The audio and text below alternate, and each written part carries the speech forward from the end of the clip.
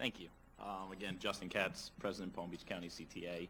I wanted to come here today to make clear that, after reviewing the budget that, and I know it's tentative at this point in time and things change, but the position of most teachers, if not all teachers, and I would imagine the entire union, is that, we've sat by and we've seen kind of woefully inadequate allocations for raises for as long as I've been in the classroom, for over the past decade.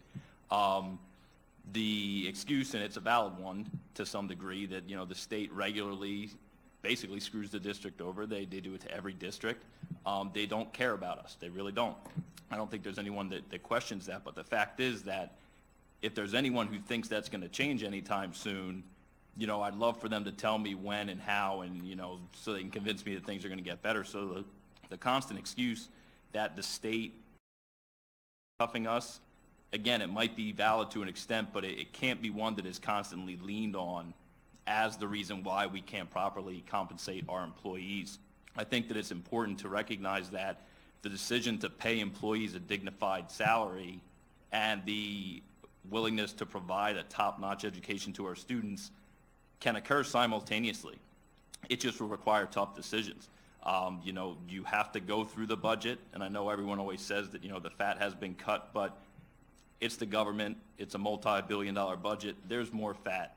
I can guarantee that. It's tough fat to cut. It's close to the bone. Politically, it might be unsavory. No matter what you cut from a budget, somebody is going to come in and tell you that you're ruining their lives or you're ruining this or that. But again, the problem is, moving forward, is that it's becoming tougher and tougher every year to sell to the members of the union as well as the non-members that these raises are what we have to accept, and it's the only way. A wise man recently said that the improvements of our students is on the back of our teachers. He also said that it's a shame that teachers work for over a decade and can't even crack $50,000 on the pay scale. I think that we've gotten to a point where tough decisions have to be made. The status quo can't stand, because it's going to boil over, and it's going to result in a dispute that can't be resolved. Everyone keeps asking, there's newspaper reports and TV reports, why are teachers leaving? Why aren't we able to hire more teachers? There are a lot of reasons in that. I wouldn't assess it as one particular, but the bottom line is teachers don't work to make a lot of money, but everyone works to make money. And at some point you make the decision that it cannot support your way of life, your family. So it's just, I think that it's been long enough. Like I said, I graduated college in '07, got hired, and a year later the economy crashed.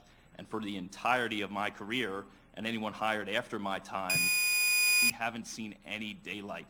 And it's tough decisions, like I said, but I think it's time to face them and acknowledge that you can compensate your employees in a dignified manner and provide a high-quality education. It is not one or the other. It has to be both. So thank you very much. Thank you very much.